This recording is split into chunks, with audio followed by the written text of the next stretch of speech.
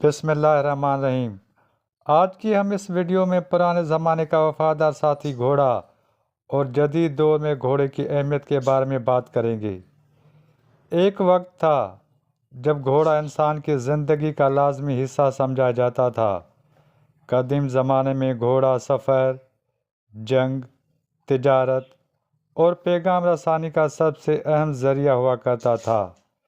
बादशाहों की फ़ौजें घोड़ों के बगैर अधूरी तस्वर की जाती थी, जबकि आम लोग भी छोटे या लंबे सफ़र के लिए घोड़ों पर ही इन्हिसार करते थे। तारीखी हवालों के मुताबिक घोड़ा न सिर्फ सवारी के लिए इस्तेमाल होता था, बल्कि खेती बाड़ी, सामान की तरसील और मुख्तलिफ मेहनत तलब कामों में भी अहम किरदार अदा करता था। जंगों में घुड़सवार दस्ते ताकत और फतह की अलामत समझे जाते थे।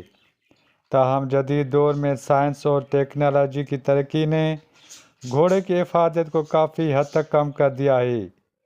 आजकल मोटरसाइकिल, गाड़ियाँ, ट्रेनें और हवाई जहाज़ जैसे तेज़ रफ्तार ज़राए आमदोरफ्त ने घोड़े की जगह ले ली है।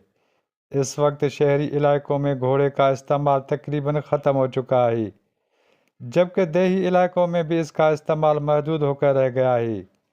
माहिरीन का कहना है कि अब घोड़ा ज़्यादातर खेलों, शौक और सकाफती सरगर्मियों तक महदूद होकर रह गया है।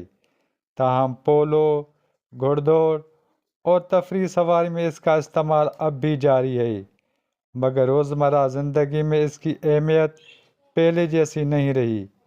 इसके बावजूद घोड़ा आज भी इंसान के लिए वफादारी, ताकत और खूबसूरती की अलामत समझा जाता है, और तारीखी और सकाफती हैसियत के बायस इसकी अहमियत मुकम्मल तौर पर ख़त्म नहीं हुई।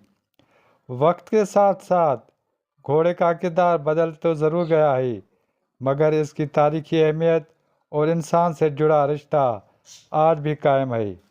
अगर आपको हमारी ये वीडियो पसंद आ रही हो तो आप हमारे YouTube चैनल AFO न्यूज़ 786 को ना सिर्फ लाइक करें, सब्सक्राइब करें, बल्कि अपनी कीमती राय से भी ज़रूर आगाह करें।